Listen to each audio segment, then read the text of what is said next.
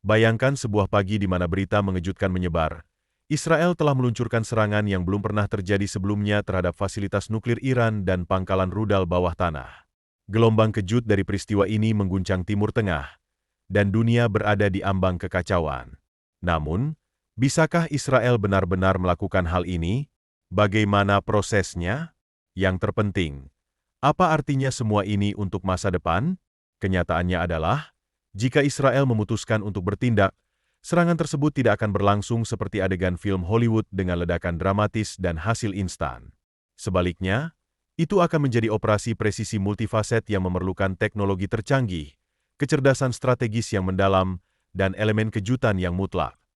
Mari kita selami lebih dalam bagaimana Israel dapat melaksanakan misi yang kompleks ini, dengan mengeksplorasi taktik senjata canggih dan strategi siluman yang dapat membentuk masa depan Timur Tengah. Dalam kedalaman pegunungan Iran, tersembunyi situs-situs nuklir yang telah diposisikan dengan cermat, menjadikannya hampir tak terjangkau. Sebuah benteng strategis, setiap fasilitas dirancang untuk bertahan dari ancaman luar. Di antara yang paling vital adalah fasilitas pengayaan Natanz, yang menampung ribuan sentrifugal. Tempat ini menjadi jantung dari program nuklir Iran, di mana uranium diperkaya untuk potensi senjata. Tak jauh dari sana, pabrik pengayaan bahan bakar Fordow terletak di sisi gunung, dibangun dengan ketahanan yang luar biasa, menciptakan tantangan besar bagi siapapun yang berniat menghancurkannya. Namun, ancaman tidak berhenti di situ. Reaktor air berat Arak, yang berfungsi memproduksi plutonium, menambah lapisan kompleksitas dalam upaya internasional untuk membatasi ambisi nuklir Iran. Di sisi lain, kompleks militer Parchin diduga menjadi pusat penelitian senjata nuklir yang dilakukan secara rahasia, memperkuat kecurigaan dunia luar. Lebih jauh lagi, silo rudal bawah tanah yang menampung Shahab-3, rudal balistik jarak jauh, mengintimidasi tetangga-tetangganya, termasuk Israel. Dengan kemampuan menjangkau wilayah yang lebih luas, Iran menunjukkan bahwa kekuatan militernya tidak hanya terbatas pada pertahanan, tetapi juga mencakup potensi serangan yang dapat menghancurkan. Dalam permainan kekuasaan ini, Iran telah menciptakan benteng nuklir yang tidak hanya melindungi ambisinya, tetapi juga menantang stabilitas di seluruh Timur Tengah. Sekarang, mari kita eksplorasi bagaimana Israel berencana untuk menghancurkan situs-situs nuklir Iran yang tampaknya tidak dapat ditembus dan dijaga ketat. Bayangkan Anda adalah pilot pesawat tempur siluman F-35I Adir Israel, meluncur tanpa suara menuju salah satu fasilitas nuklir Iran. Anda mengendalikan salah satu pesawat paling canggih di dunia, yang tidak terdeteksi radar, sementara musuh Anda tidak menyadari kehadiran Anda. Inilah strategi Israel untuk menghancurkan infrastruktur nuklir Iran. Presisi, siluman, dan kekuatan yang luar biasa. F-35I bukanlah pesawat tempur biasa. Ini adalah versi Israel dari F-35 Amerika yang telah dimodifikasi secara khusus untuk memenuhi kebutuhan mereka. Dengan kemampuan untuk menghindari deteksi radar, pesawat ini sangat lincah dan mampu membawa bom berpemandu presisi yang dapat mengguncang bunker manapun.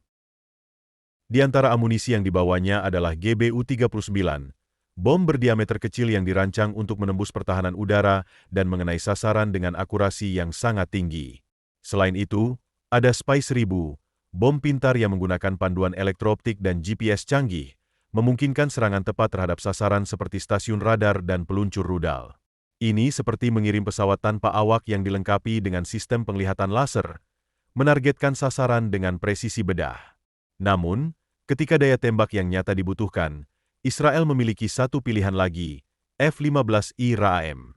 Pesawat tempur serang kelas berat ini dirancang untuk meluluhlantakkan fasilitas bawah tanah seperti Fordow.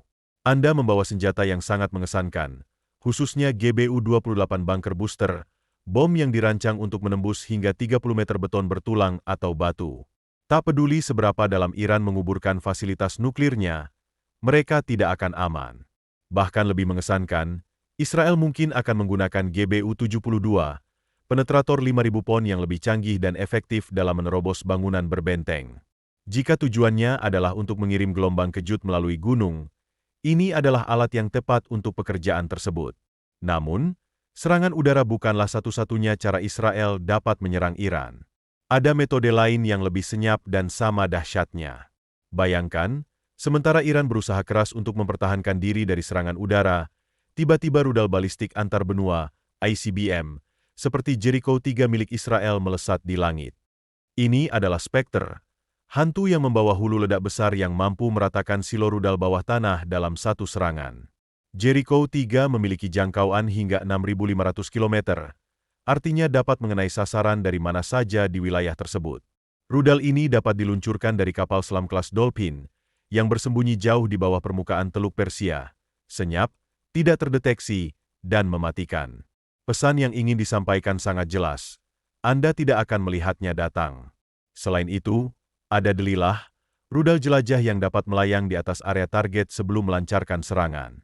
Ini memungkinkan pasukan Israel untuk menilai medan perang secara real-time dan menargetkan sasaran bernilai tinggi. Dengan jangkauan hingga 250 km, Delilah dapat melakukan serangan tepat sasaran terhadap instalasi pertahanan udara, stasiun radar, dan pusat komando. Israel memiliki kemampuan canggih untuk menyebarkan amunisi berkeliaran, yang sering disebut sebagai drone bunuh diri. Bayangkan drone-drone ini melayang di atas suatu area selama berjam-jam, menunggu momen yang tepat untuk melancarkan serangan. Dengan kemampuan penargetan yang sangat canggih, drone ini dapat secara otonom mengunci dan menghancurkan sistem radar musuh.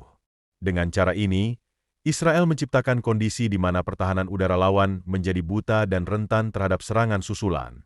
Namun, dalam setiap operasi ofensif, Israel harus bersiap menghadapi serangan balasan yang tak terhindarkan dari Iran. Negara tersebut dapat meluncurkan rudal dari sistem balistik Shahab 3, sementara kelompok proksi seperti Hizbullah dapat menembakkan roket ke wilayah Israel, menambah kompleksitas situasi yang harus dihadapi. Untuk menghadapi ancaman ini, Israel mengerahkan sistem pertahanan rudal berlapis. Sistem Iron Dome, yang dirancang untuk mencegat rudal, roket, dan peluru artileri jarak pendek, menjadi garis pertahanan pertama yang sangat penting. Di samping itu, ada sistem David S. Sling, yang mampu menghadapi rudal jarak menengah hingga jauh, seperti Shahab 3 dan Fat-110.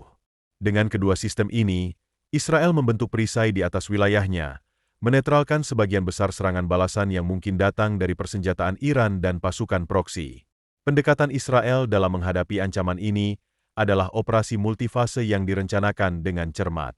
Dalam menit-menit pembukaan, drone bunuh diri diluncurkan untuk menghancurkan sistem radar musuh, memastikan bahwa musuh tidak dapat mendeteksi serangan selanjutnya. Sementara itu, pesawat tempur F-35I siap meluncurkan serangan presisi menggunakan GBU-72, menghancurkan fasilitas nuklir yang dianggap sebagai ancaman. Saat serangan berlangsung, sistem Iron Dome dan David S. Sling diaktifkan untuk mencegat setiap rudal atau roket yang diluncurkan sebagai balasan. Di tengah semua ini, drone terus memantau situasi di medan perang, memberikan informasi real-time untuk menargetkan sasaran bernilai tinggi yang mungkin muncul. Israel berupaya untuk melumpuhkan jaringan pertahanan udara Iran secara efektif. Dalam strategi ini, perang siber dan pesawat serang elektronik seperti Gulfstream G550 Netajon memainkan peran penting. Pesawat ini dilengkapi dengan sistem peperangan elektronik yang dapat mengacaukan jalur komunikasi radar dan sistem kendali rudal musuh. Tujuannya bukan hanya untuk menghindari deteksi, tetapi juga untuk melumpuhkan kemampuan Iran untuk melawan setelah pertahanan mereka runtuh. Setelah itu, pesawat tempur F-35 akan bergerak untuk melancarkan serangan presisi terhadap fasilitas nuklir utama, dengan Natanz dan Fordow sebagai target utama. Fasilitas-fasilitas ini mungkin akan diserang menggunakan GBU-28 atau GBU-72, yang dirancang untuk menargetkan sentrifus bawah tanah. Selanjutnya, Hals-Arak akan menyusul sebagai sasaran, dengan bom berpemandu yang menargetkan reaktor atau area penyimpanan air berat. Namun, disinilah situasi menjadi semakin menarik. Sementara dunia menyaksikan serangan ini berlangsung, Israel memiliki kemampuan untuk meluncurkan serangan mendadak terhadap silo rudal bawah tanah Iran. Mereka dapat menggunakan rudal Jericho 3 atau rudal jelajah yang diluncurkan dari kapal selam, menambah kompleksitas operasi mereka. Dalam konteks ini, Israel juga memiliki pasukan khusus elit, seperti Sayeret Matkal, yang dapat menyusup ke dalam wilayah Iran. Misi mereka adalah untuk menyabotase fasilitas-fasilitas paling kritis. Sejarah telah menunjukkan bahwa Israel pernah melakukan operasi jauh di dalam Iran, mulai dari pembunuhan hingga sabotase infrastruktur nuklir. Infiltrasi yang tepat waktu dapat menyebabkan kekacauan di darat, yang pada gilirannya memperkuat efek dari serangan yang dilancarkan.